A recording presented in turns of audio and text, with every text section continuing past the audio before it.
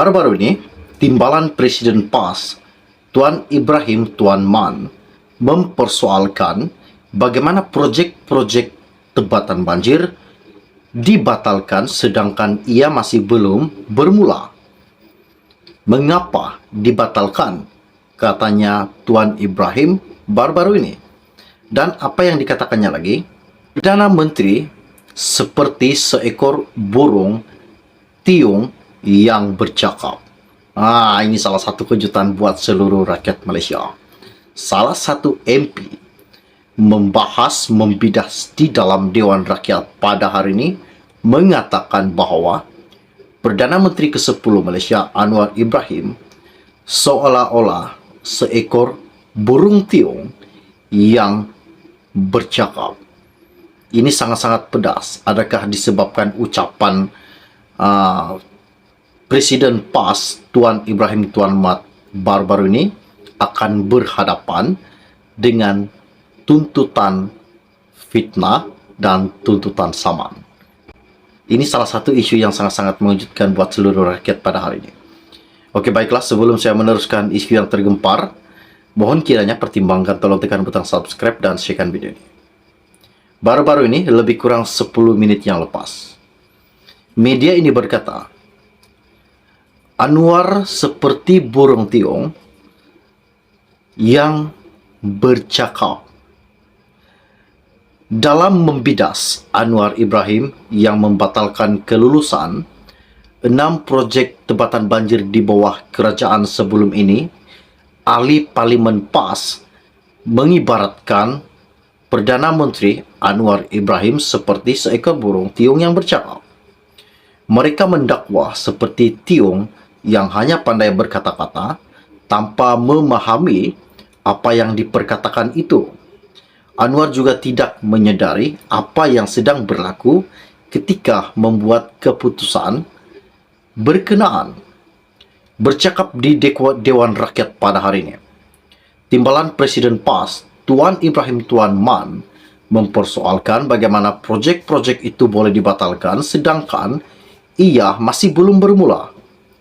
Katanya, projek pembinaan kolam takungan difungsi bagi tebatan banjir dan sumber bekalan air mentah di Sungai Rasau dan Sungai Kelang, serta projek pembangunan lembangan bersepadu PLSB Sungai Golok fasa ketiga masih belum mempunyai kontraktor dan masih pada peringkat rundingan. Katanya lagi, dia rasa pelik sebab projek yang nak ditamatkan ini belum bermula, belum dilaksanakan, belum ada surat setuju terima, belum ada kontraktor dipanggil.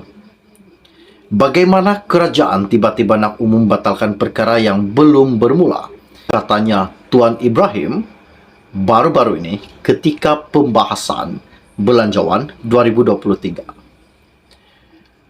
Salah satu lagi MP yaitu Rosol Wahid Hulu Terengganu PN kemudian mencelah dengan perumpamaan burung tiung. Katanya, projek tebatan banjir setuju atau tidak apa yang dicakapkan Perdana Menteri. Mungkin tidak faham apa yang diperkatakan atau tidak faham macam burung tiung bercakap soal Rosol.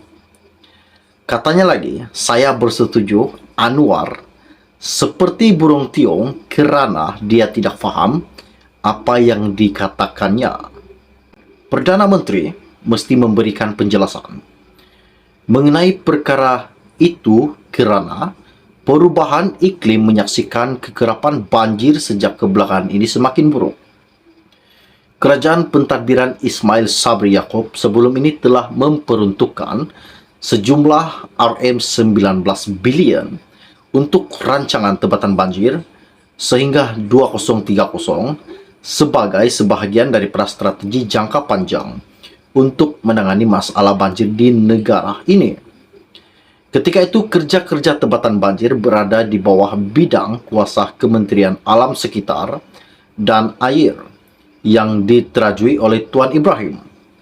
Selepas perubahan dalam kerajaan, Anwar pada Disember 2022 menghentikan projek tebatan banjir yang bernilai RM7 bilion yang didakwa diluluskan melalui tender langsung.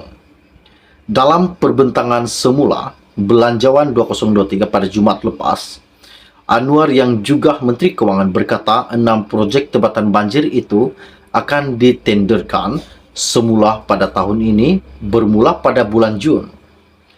Ini termasuklah projek pembinaan kolam takungan di fungsi Sungai Rasau dan Sungai Klang serta projek pembangunan lembangan bersepadu PLSB Sungai Golok yang disebut oleh Tuan Ibrahim baru-baru ini. Anwar menambah bahawa tawaran tender semula yang digabungkan dengan pembatalan projek Janah Wibawa akan menjimatkan negara sebanyak RM3 bilion. Perdana Menteri mesti memberikan penjelasan mengenai perkara itu kerana perubahan iklim menyaksikan kekerapan banjir sejak kebelakangan ini semakin buruk. Kerajaan pentadbiran Ismail Sabri Yaakob sebelum ini telah memperuntukkan sejumlah RM19 bilion untuk rancangan tebatan banjir sehingga 2030 sebagai sebahagian daripada strategi jangka panjang untuk menangani masalah banjir di negara ini. Ketika itu, kerja-kerja tebatan banjir berada di bawah bidang kuasa Kementerian Alam Sekitar dan Air yang diterajui oleh Tuan Ibrahim. Selepas perubahan dalam kerajaan, Anwar pada Disember 2022 menghentikan projek tebatan banjir yang bernilai RM7 bilion yang didakwa diluluskan melalui tender langsung. Dalam perbentangan semula, Belanjawan 2023 pada Jumat lepas, Anwar yang juga Menteri Kewangan berkata 6 projek tebatan banjir itu akan ditenderkan semula pada tahun ini bermula pada bulan Jun.